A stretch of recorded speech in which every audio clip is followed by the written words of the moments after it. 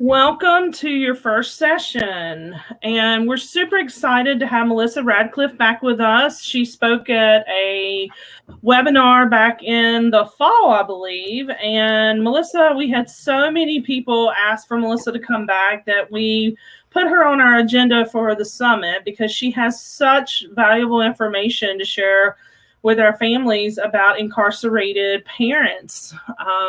So Melissa is with our Children's Place of Coastal Horizons, and I'm going to turn it over to Melissa so she can get as much information out to you and leave us time for some questions. And so if you have questions during this session, if you'll put them in the private chat, and the private chat, make sure that it just stays within our group, and I can then turn around and share them with Melissa towards the end, and we'll make sure your questions get answered. Okay? So Melissa, I'm going to take myself out of the stream and Great. Well, good morning, everyone. It's great to be here this morning. Thank you so much for making time to be at the summit today and making time to be at this workshop this morning. I appreciate it. As Gail said, my name is Melissa Radcliffe, and I run a program called Our Children's Place, and you will hear a bit more about that as we go on. I just want to share a couple of housekeeping items with you. So I know my PowerPoint is probably too long. It's usually too long, and I try to do a really good job of cutting back and saying, oh, I should combine these slides, or what about this information? But I think what happens is I get emotionally attached to my slides, and so I have a hard time cutting. So just know that some of the slides will go through pretty quickly. Some I'm just going to pick one or two items, but it's definitely a resource for you to take with you. I'm either happy to make it available, I can email it to folks, or share it with the planning committee and Gail. But any way or both ways, know that it is a resource for you to have going forward. The other piece is I think of this as the start of the conversation, but not the end. We are very fortunate. We have a bit of time here together this morning to talk about supporting children of incarcerated parents. But the reality is we could spend a lot more time talking about it. So what I'm hoping is that you will consider this, again, the start of the conversation. And as you go back to your organization, as you go back to being part of your family, as you go back to your community, thinking about ways to continue that conversation and what would that look like? How would that take place? And is there a way for us to be part of that? Because we would definitely welcome that opportunity.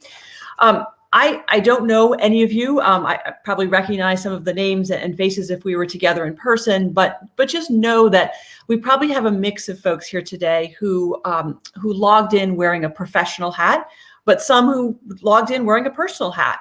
What I just want to point out is kind of a reminder to folks that whatever hat you're wearing, professional or personal, but especially if you came in as a professional person, is just to recognize that there may need to be a little bit of self-care, because the reality is, based on the statistics, we have folks here this morning who've had an experience with parental incarceration, whether that's something that you're dealing with right now, whether you're caring for a child where that's going on, whether that was your situation growing up. It doesn't matter. It could be any of those. And just to recognize that it can be tough to listen and look at a screen and be part of this conversation, knowing that's your personal experience. And so if you need to take a break, if you need to just step aside, if you need to talk afterwards, just to recognize some self-care here this morning. The final thing is, or the final piece of this little intro, is that we come to this from an advocacy perspective, not a clinical perspective. So I'm not a social worker. I'm not a mental health professional. I'm an advocate, like many, if not most of you.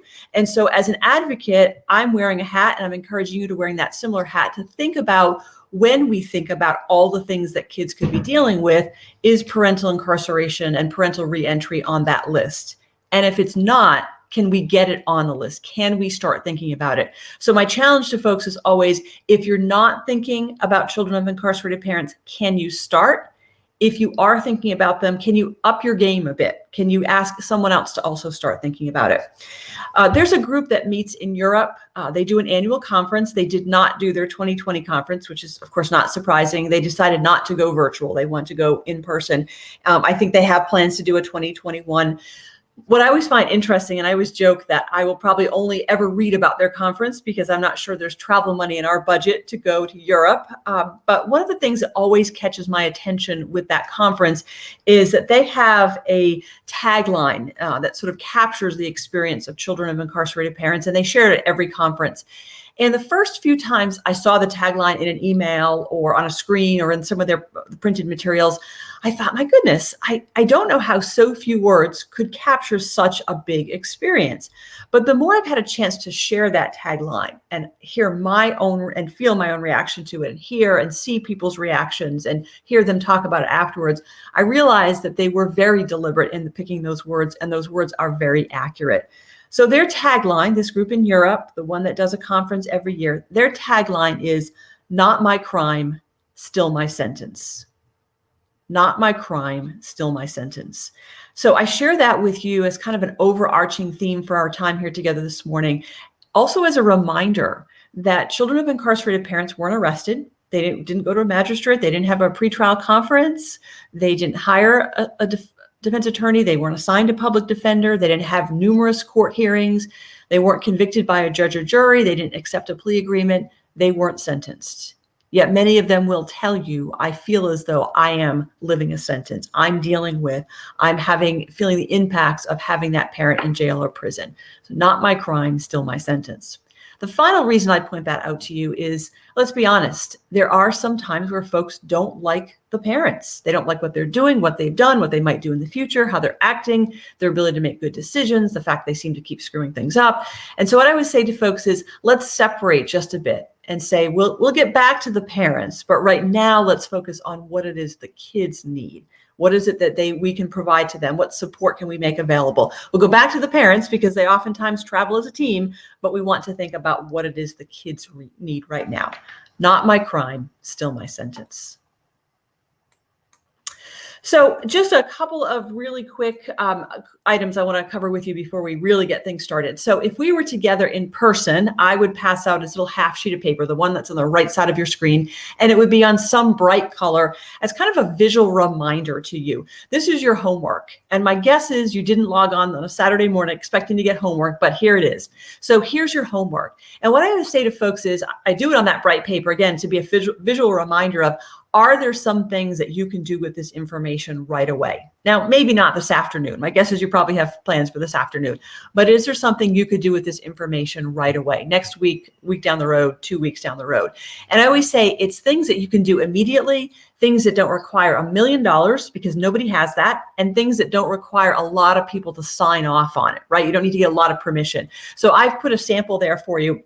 And actually it's sort of done for you already. Hopefully nobody's on Facebook right now, but if you are, when the summit is over, I'd love for you to check out our page, to like us, to follow us, and consider that an ongoing resource. I post every time we do an event. So I posted late yesterday that we would be here today.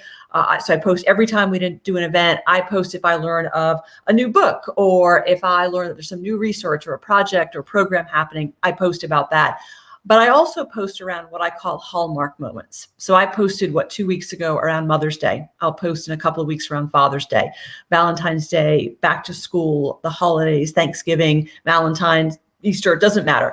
But I post as kind of a reminder to all of us that, for community folks to think about and just ask themselves, what does Mother's Day, what does Father's Day look and feel like if you have a parent in jail or prison? It can feel and look a lot different. So just reminders to all of us. If you move down to the little stapler there, that's just a reminder for me to tell you that there were handouts that I submitted ahead of time, and they're available, another resource for you. I don't go through the handouts. Even if we were in person, I wouldn't go through them. But again, another resource for you to look at, flip through, pass on to folks. If you need them electronically or you've lost yours or whatever, let me know. And then the little purple heart flower at the very top, you'll see that on a few other screens. And that's a reminder of, hey, this could be some homework. This could be something I could put on my bright green sheet of paper. So look for that little purple flower. And then probably the most important graphic on this screen is that little piece with the chocolate. So if we were together in person, I would have a bag of candy and probably Hershey miniatures.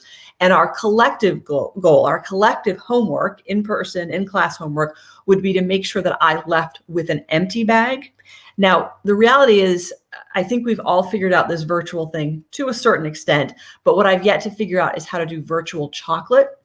I think from a calorie perspective, it's ideal because there are no calories. But I think from a taste perspective, it's really hard to do virtual chocolate. So what I've been saying to folks now, ever since we started going virtual, is I owe you. This is my homework assignment. So not if, but when we see each other in the community, I owe you. And so feel free to cash in, put your hand out and say, hey, you owe me some chocolate. Okay. So quickly about our children's place, we are based in Durham. That's why the Durham Bulls logo is on that page, but we do work statewide. And as you heard from Gail, we are part of Coastal Horizons, which is based in Wilmington. Coastal is a very large nonprofit agency serving about 55 counties, and we're part of their Justice Services program. Our children's place has one focus, and one focus that we do and focus on statewide is that we are looking at making sure and asking some questions about community support for children of incarcerated and returning parents. And as I mentioned to you about the group in Europe that does their Still My Crime, Not My Sentence tagline, is that, they were very deliberate in picking their words. We were also very deliberate in saying children of incarcerated and returning parents, because we know that we have many folks, and many of them are parents, who are going to jail or prison, but then they're also returning. And so really being clear that we want to talk about kids who have a parent who's arrested, going to jail, possibly off to prison, and then returning, or at least coming back to the community. Whether or not they're coming back to the child's home, a whole different story, but that we're also thinking about the parents who are returning back to the community. Excuse me. So we are focusing on creating communities where children are recognized. So we move away from this whole thing of saying, well, not in my community, right? Not in my school, my county, my district, my subdivision, somewhere else. That's where the kids are. No, we're saying is we have children of incarcerated parents in all of our communities. So looking at communities where they're recognized, whether they're supported rather than shamed and stigmatized. So I always think about how do we increase the support and how do we reduce the shame and stigma. And then they're a community where they're encouraged to share their stories. The reality is I'm not a child. I'm not an expert on children of incarcerated parents. The experts are the children of incarcerated parents. So are we creating opportunities for them to share their stories, tell us what's working, what's not working, what do they wish was in place, encouraging them to share what's going on with their parent, what their relationship is like, what do they wish it was like, what are their concerns, what's working. So thinking about creating those opportunities. So we focus a lot on educating professionals, and I think about professionals as being those who get paid. They get a paycheck every 2 weeks or once a month or whatever the case, but also volunteer professionals. So guardian ad litem, perfect example. But I would also broaden that, and again, not knowing who the participants are here this morning, but also thinking about families and how do we educate. And what I always say is I'm not telling anyone how to do their job. Folks are doing amazing jobs, and especially during a pandemic, just over the top in terms of doing great jobs. My approach on this is, do you have tools? Do you have resources? If we're moved to the understanding that you do have a child with an incarcerated parent in your program, in your school, in your after-school program, part of your family, whatever the case may be, do you have tools, resources, information, a place to turn today, tomorrow, and down the road? We also look at supporting relationships between children of incarcerated parents, the children and their parents. Again, if it's safe and appropriate, and I'll mention that more in just a second. One of the things you'll hear me mention is that prior to the pandemic, we were doing Parent Day at some of our prisons, and actually had done it at a jail for the first time. So it's a way to support that relationship with a longer visit. We bring in arts and crafts and lunch and board games and a photographer to really think about supporting that relationship. And then the bottom one, that last with magnifying glass icon there, is that we are constantly looking at what's working, what's not working, what should be working, what should be in place, what are other states doing, how can we learn from them, how can we promote things that are happening, whether it's here in North Carolina or somewhere else, or even nationally. How do we identify and promote it? So you thought maybe I was kidding about the homework, but actually I'm not. I'm very serious about homework. I'm not going to go through this, but here's a link. It's in the PowerPoint. I would encourage you to check it out. I shared it with our advisory board when they met in the fall, and people raved about it, just about reversible thinking. And you listen to this, you'll watch and listen to this particular clip, and then it kind of goes in reverse and helps us to think about things differently in reverse. So that might be your first homework assignment. So in terms of our approach, child safety is our number one concern. We would never suggest that a child be in a relationship if it's not safe, however we define safe. But that being said, if for just a second, let's think about this. Let's say that a judge has issued an order saying that parent cannot have contact with that child for safety reasons. I would ask the question, who's the adult? Who is the big person in that child's life that's going to be a resource for them, that's going to be able to answer questions about, is this a forever situation? Am I ever going to be able to see my mom? Am I ever going to be able to talk to my dad? Is this going to go on forever? Or is it for right now? Will we look at it again down the road? And, as a professional, that may or may not be your job. Even as a parent, it may not be your job in terms of you having that conversation. There may be someone else in the child's life who's that resource to be able to answer those questions. Also from approach, we look at the community perspective. Again, this is a little bit tying into that whole thing of saying, well, not in my community. No, yes, in your community. And so then asking questions about what are the resources, what's available, what's not available to support children. We also look at it from the corrections perspective, because that's where the parents are. They're sitting in our county jails, they're sitting in our state prisons here in North Carolina, and they're sitting in our prisons in other states, and they may also be sitting in a federal prison. So asking some questions about what's in place for the parents. So I look at it from two perspectives. One is what's available for the parents, and that may be available to others who are non-parents, but we're looking at it from the parent perspective. So can they earn a GED if they don't have one? Are they able to seek mental health and or substance use services if necessary? Is there a parenting class available to them? Because we know those are the things for the parents, but we know they trickle down to the kids, right? That having a parenting class in place could be a wonderful resource for a child. So looking at what's available for the parents, but then also thinking about what is it like for families if they go for a visit, if that's appropriate and they're able to get that work, how are they treated? Are they treated as, oh, you're those people coming to visit these people? Or is it you're a family coming to visit a loved one? What's the level of support and the welcoming nature, and what do kids have to go through? What do families have to go through to make visits happen? And then we ask the question about what's in the child's best interest. Tough question. I think the answer can be tough as well. So really being willing to ask that question. I've had folks say to me, they don't think under any circumstances should any child ever go visit any parent in any jail or prison. And I get nervous when we make those any or all statements, because I feel like we're making blanket statements that don't necessarily take into consideration a particular child at a particular point. On the other hand, I have a former board member whose daughter is a young professional, fairly recent college graduate, has never wanted a relationship with her dad. And her mother has said, I've never forced her, and I will never force her to have a relationship. If as a young adult, she decides she wants a relationship, I will support her, but I'm not going to make her have a relationship.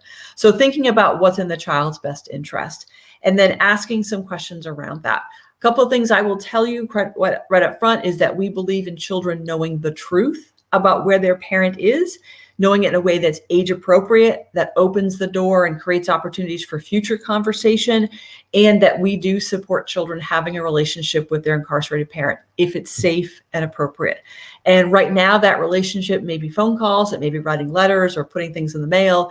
Visits are slowly starting to come back, so there may be visits as well, and we support those if it's safe and appropriate. What I will tell you is that we've received such amazing and so many amazing questions about how to tell a child the truth, how to prepare for a visit, how to find the incarcerated parent, that we've put together what I call my second PowerPoint. And it doesn't even have a cool name. It's just my second PowerPoint. So if that's something you're interested in, put it in the chat box, send me an email. My contact information is at the end, but let me know if that's something you're interested in. And we've been updating it as visits have shut down and are slowly reopening. So doesn't have cool graphics. It's a lot of really good concrete information, a lot of links, but it might be a helpful tool for you. So again, it's just called my second PowerPoint. You might put it on your homework list, but let me know if that's something that you're interested in. So in terms of what we've learned, I'm going to do one slide with statistics and just one, because my guess is some of you have had coffee this morning, but we don't have the advantage of that bag of chocolate. So there might not be a good caffeine rush here this morning. So just one slide with statistics. If there's something not on there, if you wanted something else or thinking about something else, definitely let me know. I always put the word awareness on one of my slides. For me, it's probably just more of a reminder of letting folks know that the number one response that I get from folks across the state and across the board in terms of professions, paid professionals, volunteers, families, the number one response I get is, I have never thought about children of incarcerated parents. It's not that I don't care about them. It's that nobody's ever asked me to think about children of incarcerated parents. So that's my challenge to you today. I mentioned it earlier. If you haven't been thinking, can you start? If you have, can you up your game? And can you ask someone else to start thinking? I'll talk a little bit about impacts. I mentioned the handouts that are available. Either I can send them to you or they're available, I think, through the platform. That talks a little bit more about impacts. What I find I've moved towards is kind of a recognition that there are impacts for kids. And then we could spend all day talking about that. I would rather think about, yes, there are impacts, and what can we start to do to think about supporting kids? So as you can see, I'm a big fan of you because I put you in all caps, right? I'm a big believer that each of us there are things each of us can do individually, as part of organizations, and as part of communities to support children of incarcerated and returning parents. There's not just one person, right? There's not just the go-to place. Let's think about what all of us can be doing. And then the last thing on the slide is that I'd love us to move away from the services, capital T, capital S, for those children, capital T, capital C. First of all, they're not those children, right? They're our children. And for me, when we say the services, that implies that there's some suite of services that you would provide to every child. And what I ever say is, that's actually not the case. Let's ask what kids and families need and not assume that children need certain things. I have folks say to me, they think every child should be in a support group or every child needs a counselor. For some kids, they do need a support group, that it is important for them to be seeing a counselor, but I can't say that all children need that. But we wouldn't know until we start to ask some questions. Now, what you don't see on this slide is that I have a big purple note to myself that I call this my promise slide, and that I promise this is the last slide I will read to you. I don't know about you, but I find it's dreadful when people read their PowerPoints to me, so I'm not going to read the rest of the slides. The rest, we're going to pick a few really important items, but it's a resource for you to take back with you and continue that conversation. So 3 questions that will show up in a couple of other slides at the very bottom as reminders. But the 3 questions are, what do the kids need? And this is not a new question. My guess is you're asking this on a regular basis, but I'm going to say in particular, what is it that children of incarcerated and returning parents need? What do you need to support them? And then what do the parents need? And so this is, if you are a foster family, is there something that you need as the parent? But also being willing to say, what is it the incarcerated parent needs? Which might be a new question. Maybe it's something we haven't been thinking about, but are there things that they need? So those questions are for you to take back wherever you're going back to, your family, organization, program, whatever the case may be. That's why the purple flower is there. It's part of your homework to take them back. What I will tell you is, while I guarantee the questions, because there they are, they're going to be in a couple other slides, I'm not going to guarantee you the answers, because I think they're very specific answers, specific to a child and a family. And the reason I say that is I did a workshop probably about a year or so ago, and a woman came up after me and said, those questions, they were great, but you didn't give us the answers. I was waiting for the answers. And I said, well, I think you need to take those questions back to your school. She was a school counselor, and start to ask those questions. So there are the questions, but no guaranteed answers. And as you can see there in the bottom left, that's my sort of rah-rah graphic about team approach. This goes back to what are the things that you, all in caps, can do. And again, not making it just be one person in a child's life, but thinking about that team that can surround a child to say, yeah, we all know about this. We're not experts, but we know enough that we can be a good support for you. So why are we even having this conversation? So I think about reframing gossip conversations. Now, I'm going to be honest here on a Saturday morning. I'm not going to ask for anyone to disclose their own stuff, but I gossip sometimes, and it's almost 11. I've been pretty good. I haven't done anything this morning, but the day is young. I could gossip later. What I've learned is that I can only control myself in terms of gossiping. I can't control what other folks do, but I can think about reframing those conversations. So the gossip conversations are, did you hear that little Johnny's dad got arrested last night? Did you hear that little Johnny's mom is going to prison for 4 years? Did you hear that little Johnny's dad's coming home in 2 weeks? Reframing that is, what do you think it means for little Johnny who watched his dad be arrested last night? What do you think it means for little Johnny to learn that his mom's going to be gone for 4 years? What do you think it means for little Johnny, who learned or is about to learn that his dad's being released in 2 weeks? So reframing those conversations. The parenting from prison piece, this is not a newsflash to any of you that your parental rights are not terminated when you go to prison. They could be terminated, but it's not an automatic. Some people assume that when you go to prison, you're no longer a parent. So I think about what we can do to support parents, whether that's who are incarcerated, whether it's a parenting program, whether it's something like Parent Day, whether it's something like making sure we include them in activities. So making sure schools are sending them material so they know what's going on in their child's school life. Reentry, I mentioned to you about looking at and supporting children of incarcerated and returning parents. So this might be a homework assignment for you. North Carolina is fortunate. There are quite a few communities that are very active in doing their reentry work. Is that happening in your community? Do you know? If you don't and you can't find out, let me know. But let's do a little bit of research and finding out what's happening with the reentry movement in your particular community. That's step one. And then step two is asking them to make sure they're including children and families in the conversation about reentry. I've talked now with 2 of our local reentry councils about the importance of making sure that if parents are returning and there's a possibility of them reestablishing a relationship with their child, that we're talking about them in reentry and their role as a parent. So not only seeking employment and housing and healthcare and job training, all those other things, but also thinking about them as a returning parent. And then I think about messages. And kids hear a lot of things about having an incarcerated parent. And if we were all on camera this morning, if we were in person, I might flip around the room and say, hey, what have you heard? But I'm going to share just a couple with you and then end on hopefully a positive note for that messages piece.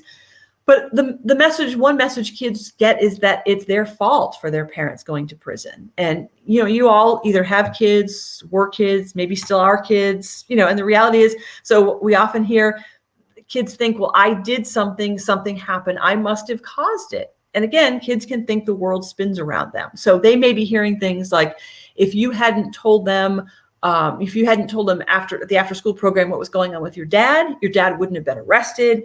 We would still be living in our big house, not this little apartment. And so a child may feel like, gosh, we're living in an apartment, I must have caused it. I must have caused my dad to be arrested. Or a child's hearing things like, if you hadn't gotten into a fight in school again this week and they didn't have to call your mom again this week, she wouldn't have been stressed, she wouldn't have started using again, she wouldn't be back in jail. And so kids think, well, gosh, I did get into a fight, my mom's in jail, I must have caused it.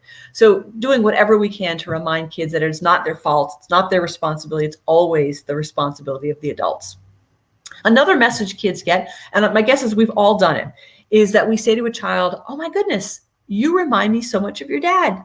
You look just like your mom. We all do it. And I can think about kids where you realize, oh my goodness, we put, say, dad on the copy or we hit reduce and there's the child. The child looks just like the parent, right? And so I think it's just natural instinct to comment on that.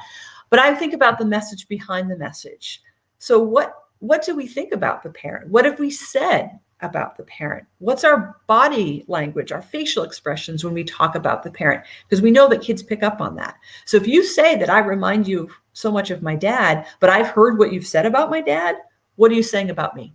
Do you think the same of me? Do you think I'm destined to follow in his footsteps? So maybe it's something more like, oh my goodness, your dad is amazing. He can fix anything that's broken, a car, a refrigerator, a computer. He's so good at fixing broken things. And it looks like you're really curious about things that are broken, how to fix them. It looks like you're a lot like your dad in that respect. So finding that positive and saying that, not just the general, you remind me. Another message kids get, and I think oftentimes it can be older kids, but I think even if it's not older, it might be older and trickle down to younger kids, is that sense and that feeling and the message that going to jail or prison is what happens in our family. It's a rite of passage. It's a badge of honor. There's some glory to doing jail or prison time. And I really think that folks who have spent time in jail or prison are probably the best allies to say, actually, there's no glory. And not only is it not, there's no glory at the time, but consequences continue even upon release. The other message, again, somewhat older, and I think probably older boys, maybe like 13 or 14, is when we say things like, well, your dad's gone to prison. Looks like you're the man of the house now. Now, if we were together, I would ask you to do a quick little exercise thinking about what does it mean to be 13 or 14 and be the man of the house, head of household, in charge? And what are we doing? I think we're setting kids up for failure because we're saying we expect these things of you, but we're not necessarily going to provide a ton of support. And then we're going to act surprised when maybe you end up in trouble in school or maybe even end up in the juvenile justice system. So thinking about maybe reframing that message to say, hey, life is probably going to change. It's going to look different, but we don't expect you to be the adult in that situation. And the final message, and this is why I miss being in person, because I always like to end on this and get people to think just for a second. That final message, and it's one I think the community needs to hear on a regular basis, reminder to all of us, is that many, if not most, children who have an incarcerated parent still love their parent. Now, they may not like their parent, they may not like what they did and where they're staying, but many of them still love their parents. The last time we did Parent Day was late October 2019. We had something like 29 kids and 14 dads, clearly pre-pandemic, because there were a lot of us in a relatively small space. It was noisy, there was laughter, it was just what we wanted. And I can tell you those 29 kids still love their dads. Do they like what they did and where they're staying? Nope, they don't. But based on their body language, what they shared with us in our closing circle, how close they want to be with their dads, and the tears at the end, they still love their dads. So I think about, when I was 13 or 14, I didn't like my mom for a couple of reasons. One is I was 13 and she was my mom, right? We were trying to figure out that parent-child relationship. If you had pulled me aside and said, but do you love her? Begrudgingly, I would have said, yeah, I love her, but I don't like her today. So thinking about love and like. So that's the first part, is acknowledging with kids that we know you still love your mom. We know you still love your dad. And that it's okay to love someone the rest of the world doesn't like, because not only are kids still loving their dads and still loving their moms, they may be living in an environment where what's swirling around them is a lot of really bad conversation about their parent. Oh my gosh, your dad can't get his act together. They keep screwing up. He's a loser. He just can't make good decisions. He keeps doing the same bad stuff. And so kids may be wondering, is it okay for me to love someone the rest of the world doesn't like? A couple of quick resources here for you. And I know that Hollywood is not real. I can appreciate that. But I do think that sometimes pop culture references can kind of help us maybe start a conversation, because it's not about our situation. It's about someone else's, and it can be somewhat easier. And these might be some homework assignments for you. So the movie Sing, if you haven't had a chance to watch it, and I realize we're talking about kids, we're not talking about animals. And obviously Johnny's a gorilla, clearly not talking about that.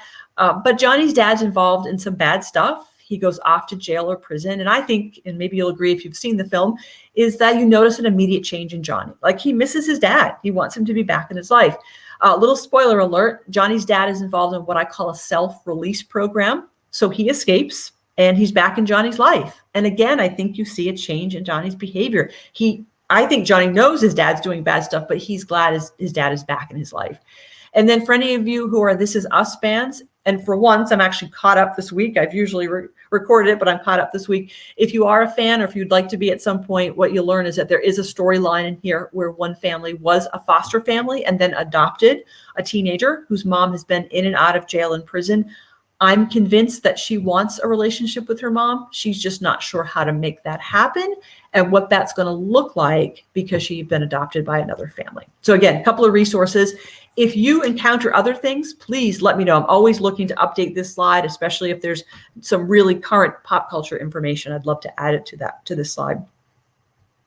So I mentioned one slide on statistics and just one slide. Here it is. But again, if there's something that's not on this slide you thought I was going to cover, definitely put it in the little chat or whatever we're calling that box today, or send me an email or call afterwards. So nationally, we're talking about 2.7 million children. I don't know about you, but I don't know what 2.7 million looks like. I don't have 2.7 million of anything. Teacups, golf balls, postage stamps, I don't have it. But I do know what 1 in 28 looks like, because I imagine a classroom and I imagine there's 28 seats and there's one child, or I imagine there's 28 children and one of them has an incarcerated parent. But as you can see, there's a little purple flower there, because this might be some homework for you. So just to think about 1 in 28, okay, that's a national number. What does that look like in your community? What does that look like in your school district? Doesn't take much to go online, find out what your school census is or district census is for this academic year, and then work out what 1 in 28 looks like. Because if you think about 1 in 28, that's a classroom, right? But then think about how many classrooms in a school, how many schools in a district. Now, if you look at that little map of North Carolina, what we've done for the past probably 8 or so years now at this point, the Department of Public Safety, DPS, the folks who run our prisons, have started creating and running this, what they call their children's report. And so what they do is essentially a point in time count, usually at the end of January, beginning of February. And what they do is they run a report based on how many men and women in prison have self-reported they have minor children. And that's where that 16, almost 17,000 number comes from. And it's from just a few months ago. Now, it's a number with an asterisk. As you can see, there's literally an asterisk after it, because what I always say, it's the best number we have, but it's not the best number. So it's a number that data collection, that question about do you have minor children, that question is asked during intake. And for any of you who have done any kind of data collection, what I can tell you is that intake can be a pretty stressful time because you're arriving at prison. But we also know, being a self-reported number, again, if you've done data collection, you know that self-report means I can self-report or I can self-not report, right? I don't have to share that information with you. So we know that it's a stressful time. It's a self-report issue. There are some folks who are so overwhelmed at that point that they don't feel like they can share anything about themselves, never mind their kids.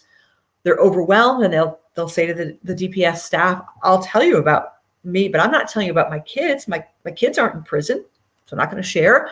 This last reason is one that many of you can relate to. They say, I'm not going to tell anything about my kids because I'm afraid if I do, that CPS is going to come in and scoop up my kids. And if I've had a bad situation before, I'm probably even less inclined to tell you about my kids. And then we know in some cases with fathers, there's concerns about child support. So again, it's the best number we have, but it's not the best. The other thing is the number of kids it does not include. So I mentioned to you that I'm here in Durham. So let's say I'm a little one, I'm here in Durham, and my dad's sitting in the Durham County Jail downtown. I'm not counted because I'm a child here in North Carolina, but my dad is in a jail, not in a prison. Let's say I'm that same child and my dad is in prison, but he's in a state prison in Texas. Again, I'm a child here in North Carolina, but I'm not counted because while he's in a prison, he's not in a North Carolina prison. And final scenario is that I'm the child, same child here in Durham, and my mom is in a prison, but she's in a federal prison in Connecticut. Again, I'm a child in North Carolina, but my mom is in a federal prison, so I'm not counted. So again, we have reason to believe that it's the best number, but not the best, and that it probably would be significantly higher if we added things like jail, out-of-state prison, federal prison. The other thing is, at the bottom there, you'll see there's reference to the Annie Casey Foundation. Really good resources. My guess is many of you have checked them out. I check them out in particular for information about children of incarcerated parents. But one of the things that they do is they encourage these point-in-time counts, the fact that we can put some state numbers on it. But they also encourage folks to look at and kind of broaden the conversation by saying, how many children have ever had an incarcerated parent? So not necessarily today, May 22nd, but at any point, birth to 18, have I had an incarcerated parent? And as you can imagine, those numbers just skyrocket. They really go up. It's about 5.2 million across the country and about 198,000 here in North Carolina. Those are big numbers, and I don't expect you to remember them. I point them out to you, though, as a reminder to all of us that just because the incarceration is over, it doesn't necessarily mean the impacts are over, which is something that you may see, especially if you are a foster family for a child where maybe the parent is not incarcerated now, but they were at some point. So again, impacts may continue even though the incarceration may be over. So, you think about a child where maybe mom was in jail for 6 months. She's been out for, 3 months. And so we say, well, child was never counted in that 16, almost 17,000, and mom's home, so we're done. But the reality is mom has a criminal record and is having a difficult time finding affordable, safe, secure housing. So yes, you have a child who doesn't have an incarcerated parent, but is living with all the insecurity and uncertainty of not knowing, where am I staying tonight, tomorrow night, next week, where's my stuff going to be, where am I going to go to school? Or let's say you have a slightly older child whose dad served, let's say, 3 years in prison. He's been out for 18 months. So at one point that child was counted in the 16, almost 17,000, but they're not anymore because dad's home, except dad has a felony criminal record and is having a very hard time finding livable wage, legal, full-time employment where he can support his family. So yes, you have a child who doesn't have an incarcerated father anymore, but is again feeling the insecurity and uncertainty of wondering, is my dad going to get a job? Is my dad maybe going to go back to some things that got him into jail or prison to start with? So thinking about that, we also know, and my guess is many of you are familiar, that we know, unfortunately, that we have parents who cycle in and out of jail or prison. So if a child says to me, oh, my mom came home last week, she got out of jail, that is simply a statement of fact. My mom came home last week. But you have a child who's watched mom go in and out, in and out. And so you have a child who has a parent home, but maybe wondering, is my parent going to go back? What is that going to look like? And then the final point about end of incarceration, not necessarily the end of impacts, is you may have a child whose parent is facing deportation. And so the end of the incarceration with the state of North Carolina is just that, is the end of the incarceration. But if they're now moving into deportation proceedings, obviously that incarceration or the detention maintains and continues, and you may continue to see impacts for the child.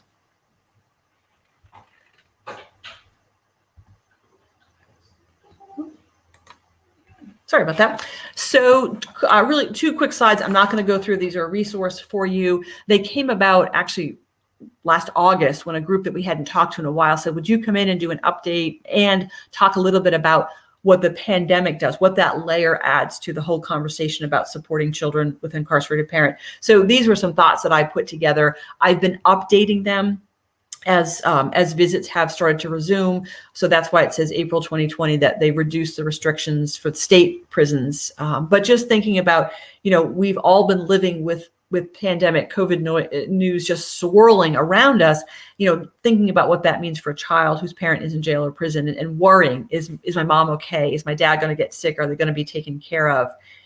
And then, of course, lots of conversations about parents and people in general coming home early from jail or prison. What is that going to look like? What does that mean for children where their parents actually come home? There's a resource and a link there in the middle. This is from a group in New York called the Osborne Association. They're one of my favorites. Put together this really good handout about supporting children of incarcerated parents during a pandemic, which who would have ever thought, but a good resource. And this quote came from a mom almost a year ago now. We were on a call with folks from across the country, and she said, my kids are doing virtual school like pretty much every other child in this country. Their dad's in prison. And by doing that, it means that they have extra time on their hands to think, wonder, and worry. And I think she probably spoke for a lot of caregiving parents or caregivers in general, and probably for a lot of kids as well.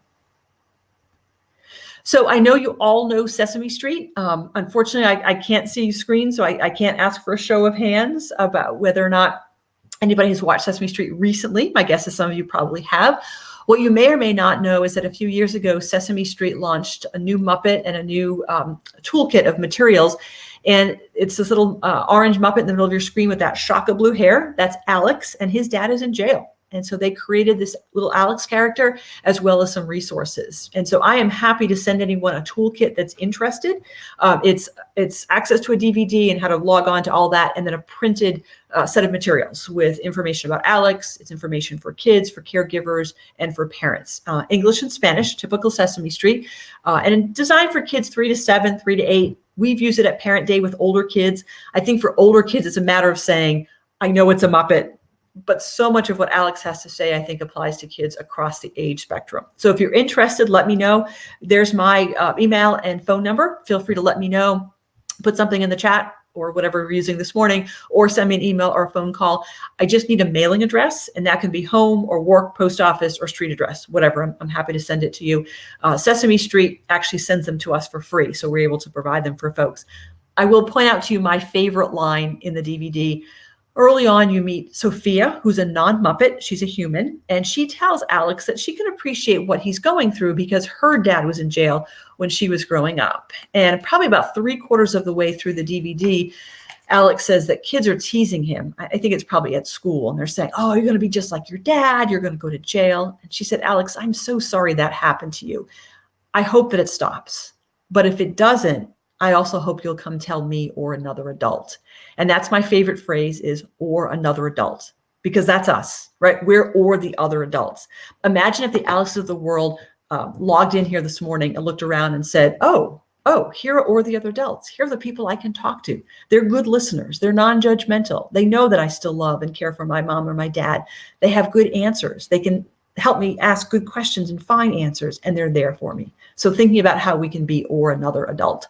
And then at the bottom, there's a link to Sesame Street and communities in general. They're their sort of landing page for all of that. Really good resources beyond children of incarcerated parents. They have other really good resources. If you haven't had a chance, I would encourage you to check that out.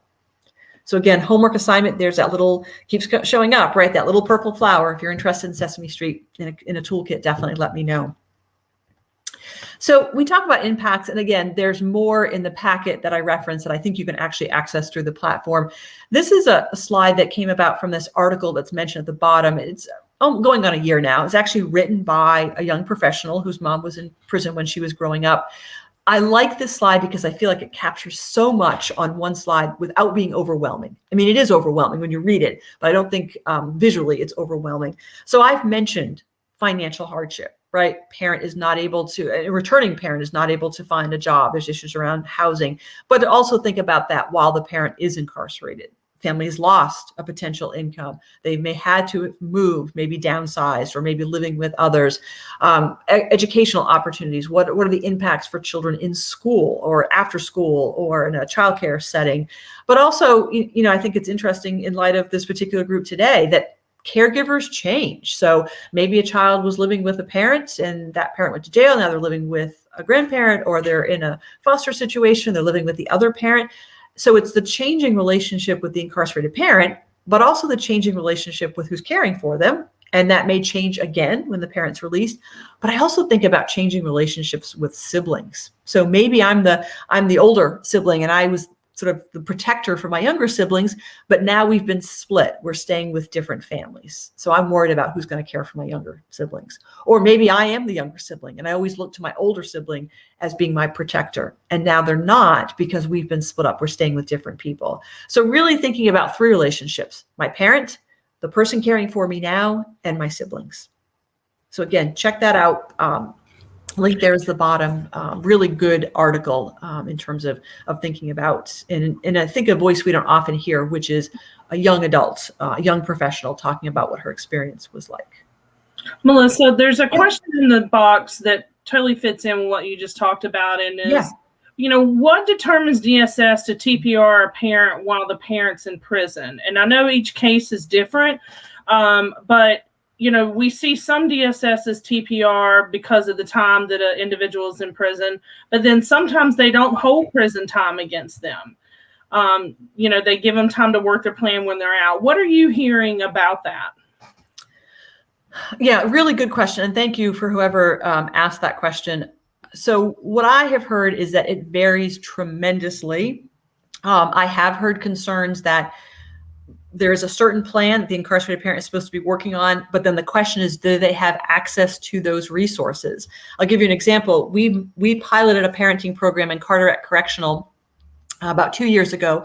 If you're not familiar, Carteret is go as far east as you can on 70. When you hit water, back up about a mile, and there's the prison. And we did that parenting class for 12 men who volunteered. And one of the men, actually, his rights were terminated midway through the class. I mean, he went to court several times. He showed up in one class and said, my rights were terminated. And I'm going to stay in this class because at some point when my children turn 18 and they're adults, we are going to be related. We're going to be reunited because I was their dad before any of this happened. And I'm going to stay in this class. He just blew everybody out of the water with that. But the reason I give you that example is that he started the class by saying, they've moved me 3 times. I've been in 3 different prisons.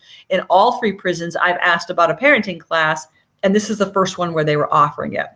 So I do think there's some concern that if incarcerated parents are going to be required to work a certain plan, if they can't access resources, and it's not even access, if the resources are just not available to them, how can we hold them accountable for taking a parenting class that's not available? So I hear some mixed responses about whether the prison time is held against them. Can they work their plan? So I do think it's a combination of things. What's being offered in prisons, quite honestly, how do people feel about incarcerated parents? That's going to make a huge difference on so many levels about how we feel about folks sitting in jails and prisons. Have they been there before? This is a repeat. What are they in there for? Are they in there for substance use or something else? So I think it's kind of a combination of all of those things. And what I would say to folks is, we can continue this conversation offline. If there's something in particular that folks are hearing, either good or not so good, I'd love to be able to talk further about that and think about, is there a way to kind of advocate for making some changes? And then the same person, some children are given visits with parents while they're incarcerated and some children are not.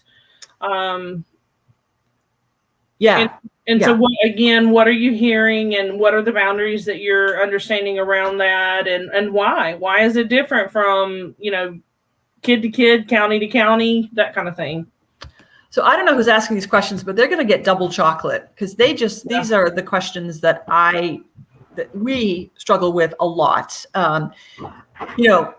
Lisa was talking earlier about 100 counties, right?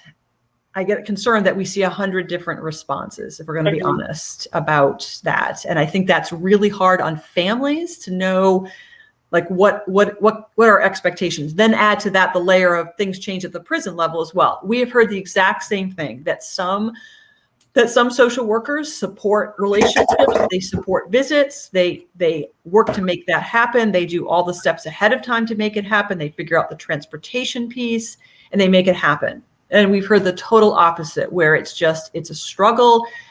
Resources are so tight, their schedules are so full. The parent maybe is placed far away from the child. There's issues around transportation. There's issues around, is there a good space at the prison? What are the barriers with connecting with the prison? And then I'll be honest with this group, what I've also heard before is foster families do not want to support having kids go to visit. So I think we still have a lot of really tough conversations about, are we in agreement that relationships should continue if it's safe and appropriate? If we come to that agreement, then can we say, okay, then what needs to happen?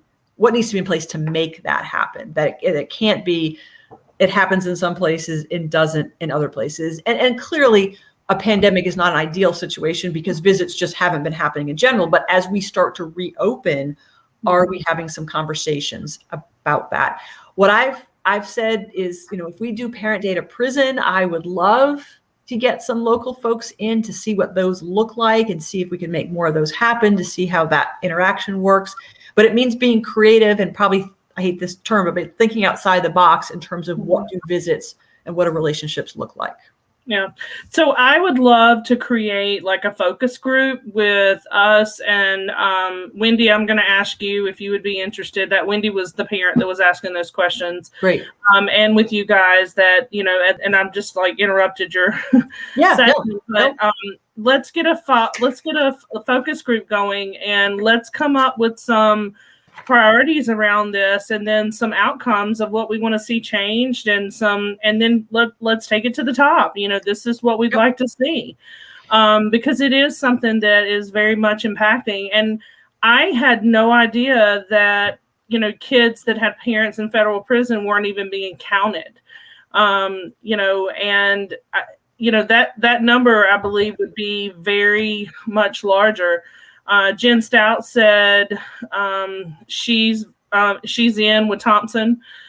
So I think it very much is to be noted that, we even have agency buy-in on that. So let's definitely focus on that. But those were the questions that were come up so far. So I did want to kind of throw those in. Yeah, thank you. And please count me in. That's my homework. I'd love to be part of a focus group. And what I will share with everyone is that I think it was January, it's taken several years, but we were actually invited to provide some guidance. So it's not policy, but some guidance for child welfare workers about supporting children of incarcerated parents.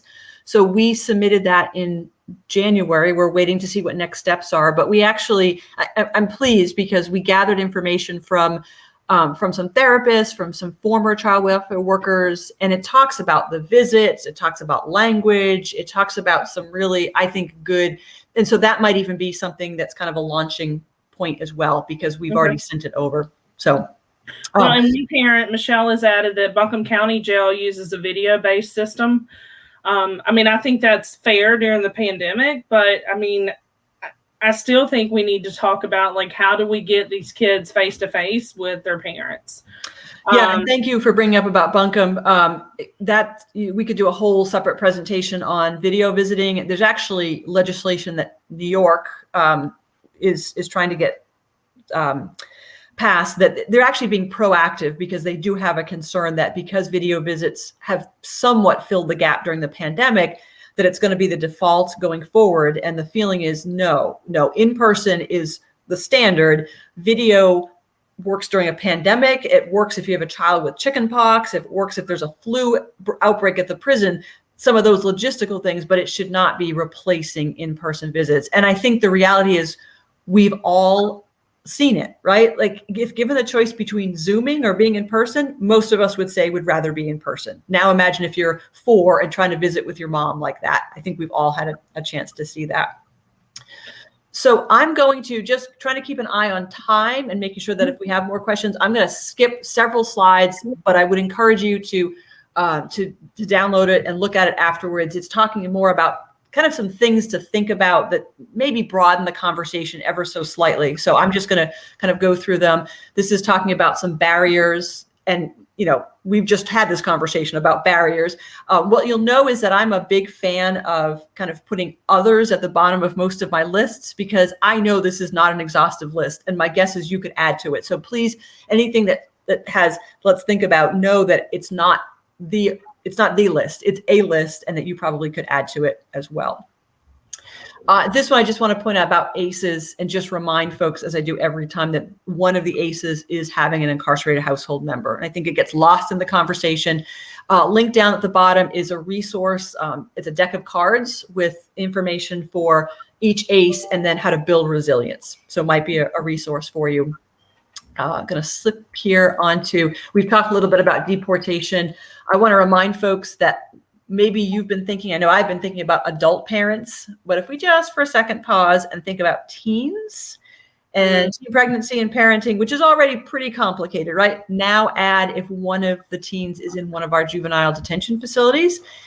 Add to that with raise the age, we now have older kids, older juveniles staying in the juvenile system, right? So 16 to 18-year-olds. So that means I wouldn't be surprised if we start to see more pregnant and parenting just because of the fact that they're now that much older. So just want to point that out to folks. So here are your take action slides. These are my favorite. This is your homework ready to go. Again, I'm going to point out some things, move pretty quickly. The most important one for me here is the language piece. I'm going to start with the second one first. So jail versus prison. And most of you will be like, yeah, we know this, but I always want to make sure I point it out to folks, is that we tend to use those terms interchangeably. And the fact is they're two very different birds that create two very different experiences for families. Jails, as you heard from, I think it was Michelle and Buncombe, jails are locally run. We all have one in our community. They're run by the sheriff. There may be a jail administrator. And they are intended to be for people in theory who are awaiting trial, who are awaiting sentencing, who are waiting to go on to prison, who are maybe serving a short sentence. We know that's not always the case. We have folks in jail serving very long sentences. And then our prisons are run by the Department of Public Safety, DPS, or something like 55 prisons across the state. We don't all have one in our community. Those are for our longer, sort of more severe crimes. And so just to be clear in your mind about how those work. And sometimes parents start in a jail and move to a prison. We also have prisons run, as Gail mentioned, by the federal government, that's run by the Bureau of Prisons. And those can be in our numerous places across the country. Butner is the one that's the federal prison here in North Carolina. The second part, which is the first one about consider language. So I have a list of about 13 different words that we use to describe folks who are in our jails and prisons, and you all know them. They're cons and convicts and perpetrators and perps and inmates and prisoners. Sometimes we just call them bad people, and sometimes we just call them the number they were assigned when they arrived at the facility. We're talking about moms and dads, right? I would never say to a child, so how's your con mom? How's your felon dad? That hurts my stomach to say it to a screen. I would never say it to a child. Let's think about the terms and language and titles that kids use. Those others are for the adults in the justice system, right? We're thinking about what we call kids, what we call parents. And then think about when they leave, right? Nobody wants to be an ex. For the most part, being an ex is not a great status. So it's not ex-con, ex-inmate, ex-felon, ex-prisoner. It's mom and dad. It's mommy and daddy, mama, papa, whatever terms and titles and words that kids use. So thinking about our use of language. This one I want to point out about Together Apart. Obviously, the other things, acknowledging our own feelings, asking questions, taking this back to your staff. But Together Apart, this one makes me excited. So I'll give you two really quick examples, one simple and one more complicated. So Together Apart are activities that kids and their incarcerated parents can do together while apart. The simple one is you have a child who at 7 o'clock, or maybe now 8 because it's staying light later, 8 o'clock, they look out their bedroom window and they have a plan with their incarcerated parent that the parent is also looking out a door or window, and they are looking at the same sky, the same stars, the same moon. They may be watching the clouds or the rainfall, and they're thinking about the other one. So they're doing that sky gazing together, even though they're apart, and thinking about each other. A more complicated, few more steps is it possible for a child to pick out a book, right? I saw something on Facebook this morning about Harriet the Spy, which is such a classic. You have a child who wants to read the book Harriet the Spy. You get a copy to the child, and then get a copy to the incarcerated parent. And now they can read that book together apart. They can talk about it on the phone. They can write letters. They can talk about it during a visit. Parent can learn a little bit more about the child because now the parent knows, oh, my child likes Harriet the Spy. So Together Apart. What makes me excited about this is we had someone ask at a workshop in the early part of the year if we had a handout with many of these things listed. And I said, we don't, but we should. So we actually had, I think, 5 folks with lived experience, a grown child, a couple of caregivers, and 2 dads who spent time in prison who helped us put together this Together Apart handout, which is now 3 pages. So if you're interested, feel free. Put it in the chat box, send me an email, call me, and I'm happy to send you the Together Apart list because I'm very excited that we have it. Bill of Rights, this is the one that I want to point out to you. This is in the packet of handouts with the stapler at the beginning. I'm not going to go through this, but what I encourage you to do is think, is there one of these rights that you could focus on, right? Most groups say, oh my gosh, we can't take on 8 more things, but we could pick one and have that be our go-to thing. And then the final thing on this slide is thinking about including parents in activities and being creative. This is clearly more work. I get it. You've got to find out where the parent is, how to make contact, who's the case manager, a social worker, doing all of that. But thinking about including, again, if it's safe and appropriate, including that incarcerated parent. What I say to schools all the time is we can't expect incarcerated parents to be engaged in their child's school life if we don't provide them some tools. And that's as basic as sending the incarcerated parent a copy of the academic calendar. How do incarcerated parents know the last day of classes? When are their exams? When are they coming back? When are the parent-teacher or teacher workday? They don't know any of that. So thinking about even basic things like providing some printed materials to the incarcerated parents. These are just some things. Now, this could be back to the office or it could be back to your home, depending on your situation, but just thinking about your particular situation and what some things might be that are specific to your setting.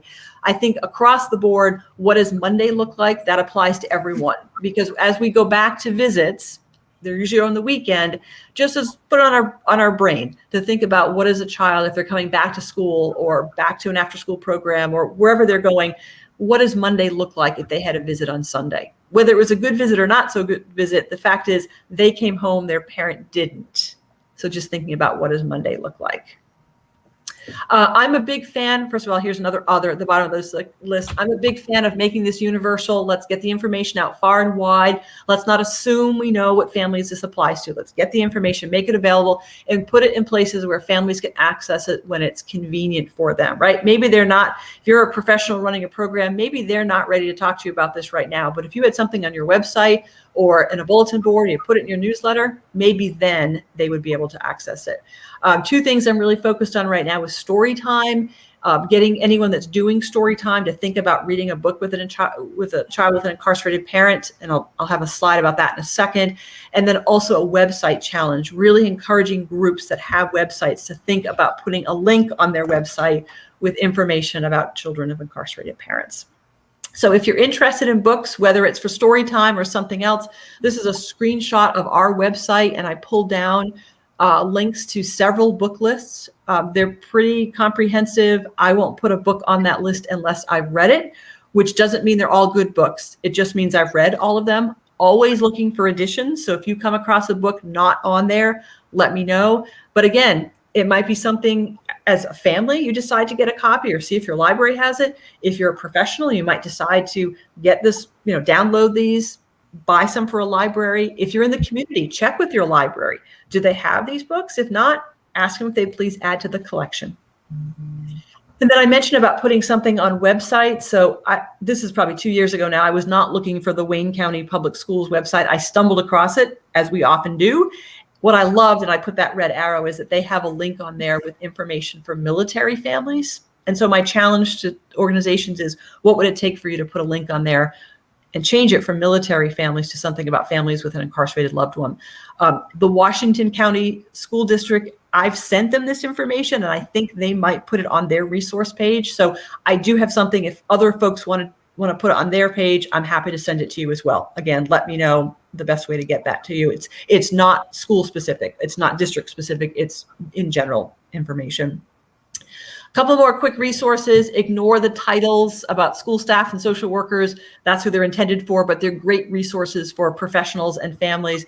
What I like, and that's the two on the outside, what I like is that there are video links in there where you hear from children who have an incarcerated parent, right? Those are our experts, and they'll tell you what was in place, what wasn't in place. See Us, Support Us is in the center. I know it says October, but the resources are still there. This is an annual national awareness campaign. Planning is underway. We've started already. And it's, again, really good resources. This year, the focus, again, will be on educational well-being. So feel free to check that out. And then we'll be creating a mailing list for things happening here in North Carolina. Let us know. We're happy to add you to that list as well. So here are all the things that you could possibly do for homework. Sesame Street kit, send you the handouts, the second PowerPoint, add you to our mailing list. If you have a group, we'd happy to come speak. Claim your chocolate, and then anything else that you thought of to think about in terms of your homework. And then I'm going to close with a quote from this documentary called Echoes of Incarceration. I don't know anything about any backstory on the person that made this quote. I just thought that what he had to say was so compelling and a way to wrap things up that I share it with most groups.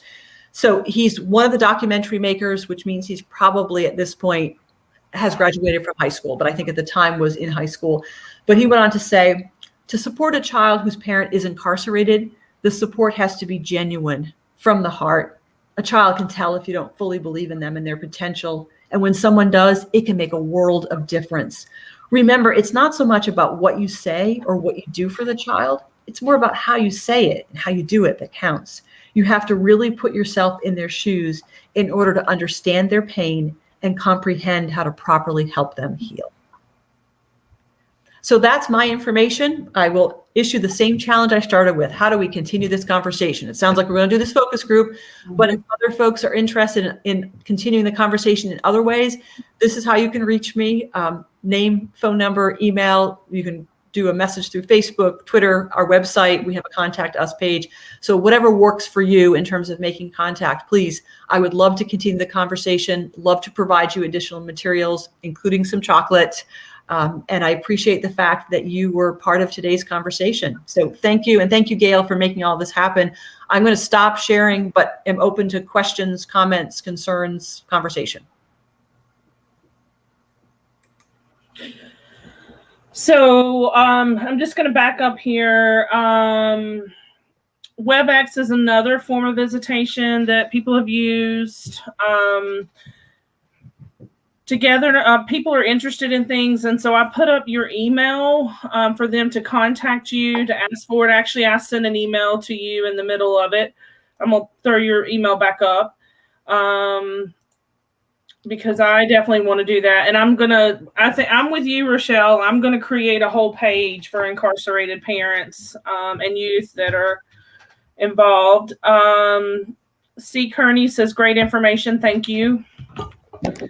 And Lisa Jones says, love the quote and so very true. Children know if you're sincere or not. Stephanie says, so informative. Thank you. Any other questions or comments?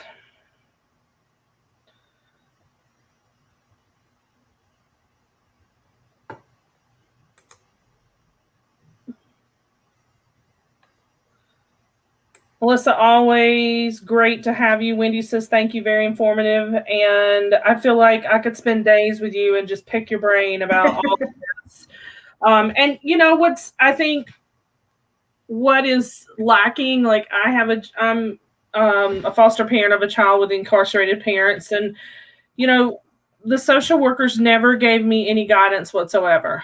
And, I wanted to be involved more, but it was like, oh, it's too dangerous. It's too dangerous. And mine was some federal involvement and things like that. And I get that. But at the same time, I felt like I needed to do more. And I felt like there was more we could do. And so I'm wondering if some of this is not training for the social workers and for DSS and things like that. Has that been done?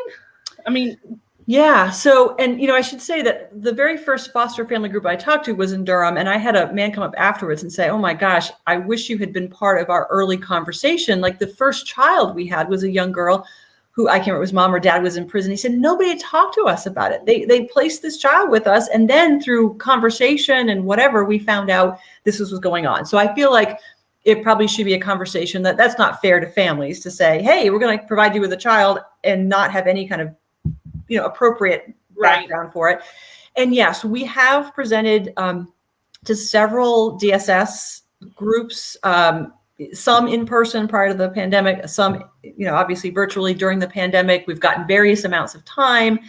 Some, they want to give us 45 minutes. It's hard to get a lot done in 45 minutes. Others have said, come and spend the morning with us. And and this is not surprising to anyone in the group, very differing responses. Some are like, oh my gosh, yes, this reinforces what I've been doing. I need to do more of it. Others, you can tell there's some hesitation, like, and for me, that's not only the social worker perspective, that's a leadership issue as well. That if leadership isn't saying we need to make visits and relationships happen, then I think it's hard for staff to say, I'm going to make it happen if they don't feel, and that's not exclusive to social workers. That happens in schools and other places.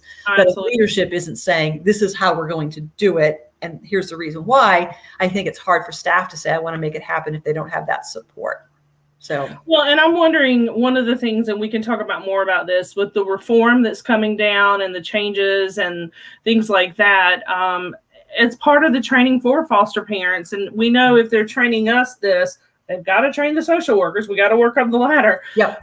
Is if we put this as one of the outcomes for us, then it'll make the trickle up. Yep. And so, and those are conversations that we have, and we can work on that. So we can work on that within the focus group. Is there anyone else in the group that was listening today that would like to be included in the focus group?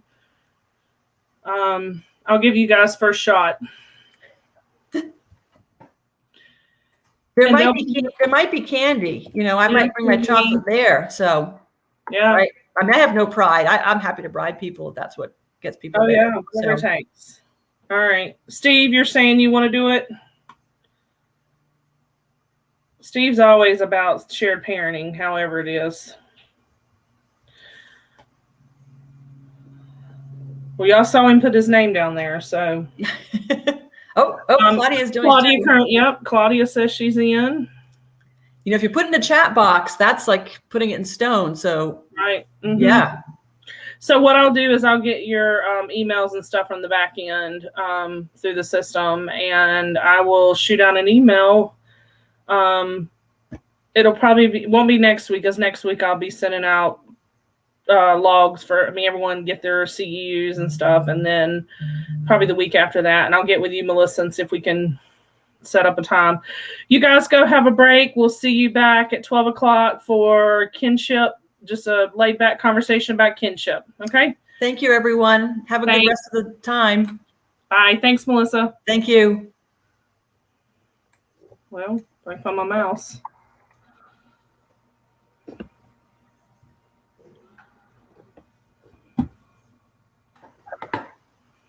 Can you hit end session in broadcast? Because I cannot even find my mouse. There it is. I got it. Okay. All right. Bye. Thanks. Bye.